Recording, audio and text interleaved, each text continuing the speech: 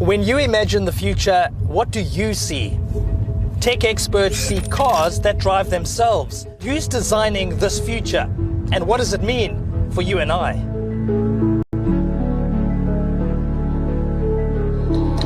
This is China Explained.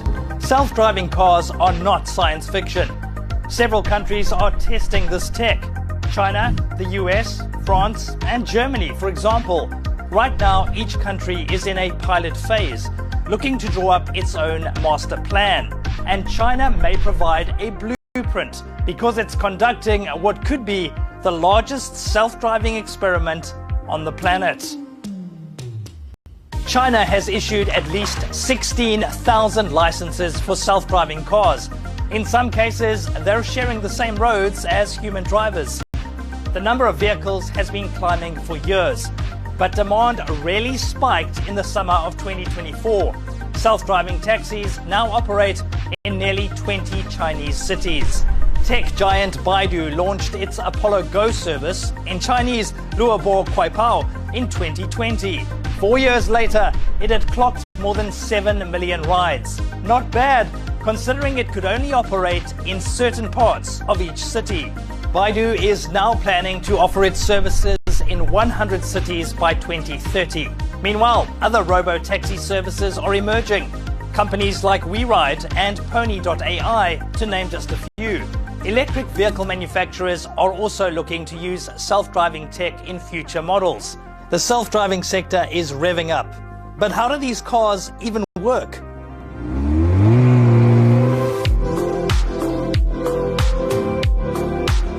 Let's talk nuts and bolts.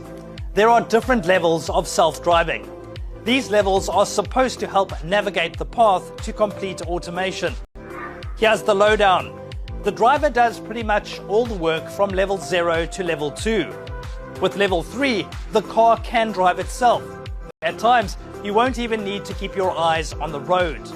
There's even more automation in level 4. In fact, most of the time, you can sit back and relax. Finally, level 5. The car can operate by itself at all times. There's no driver, so no need for a steering wheel or pedals. Most self-driving cars today are fitted with multi-sensor systems. So, cameras, radar, and LiDAR, which uses lasers to detect objects and measure distance. There are other systems, like Tesla's FSD or full self-driving. This relies almost entirely on cameras. But both systems come with strings attached. The multi-sensor systems are expensive and can be affected by external factors like the weather. On the flip side, the full self-driving model sometimes struggles to process really complex environments. So there are limitations. Sometimes it seems the robo-taxis are just not smart enough. And the fact is, some people have had issues with them. Hey, 都不让。真的是太无奈了。哇！ The idea of self-driving cars may work on paper, but imagine millions driving themselves around the city, each with its own plan. It could get very messy, very fast. That means we have to think big, really big. China is working on a system that goes beyond self-driving cars. It's known as Vehicle Road Cloud Integration. This system will connect cars with each other and just about everything else. The road, pedestrians, cameras, and the IT systems running the cities. Maybe it's no surprise that China is working on this system. Its transport network has to support 1.4 billion people. It also has a complicated web of roads linking cities to rural areas. Experts say the Vehicle Road Cloud Integration can manage this complexity. But to achieve this, China will need better infrastructure, satellite navigation systems, cloud computing, high-definition maps, communication networks, and of course, rules and regulations. That's a long list, but China started planning for this in 2015. The government has identified nearly 20 cities as pilot areas. That will allow experts to run tests on a road network spanning 32,000 kilometers.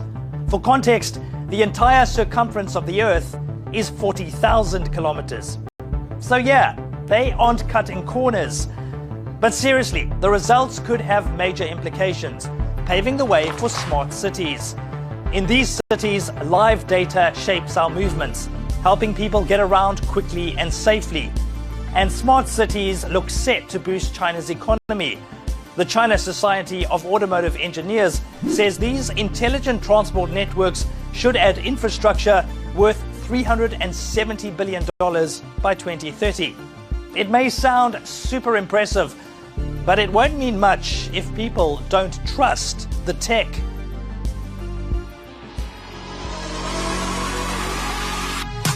So, will Chinese people use these cars? Research firm McKinsey published a report on the self-driving sector in 2021. 60% of Chinese respondents said they would buy a driverless car if it was affordable. That's above both the US and Germany, countries famous for their technical innovation.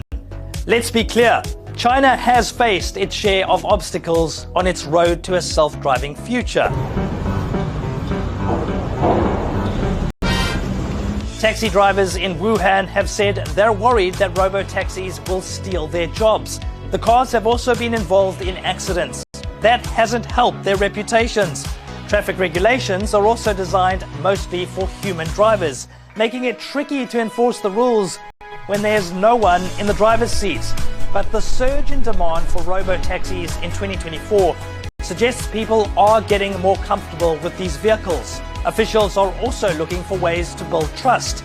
Beijing, for example, released draft regulations in July 2024. Several other cities are set to do the same.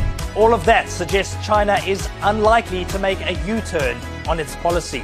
So, it seems the sky is the limit.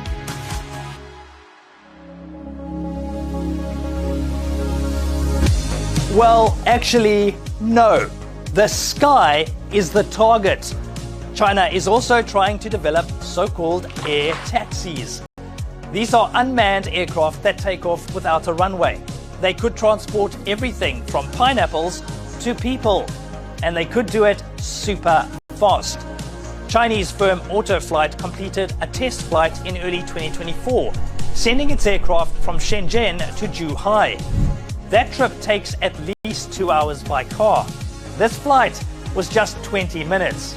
Sure, air taxis might sound kinda spacey, but a Chinese company has already secured a license to make them on a mass scale. This sector is literally taking off. Chinese analysts say the so-called low-altitude economy was worth $72 billion in 2024. They think it could double in size by 2026. There's no way to know how the streets of the future will look, but China's journey may offer some clues. It has a clear plan, and it understands that a plan means nothing without action.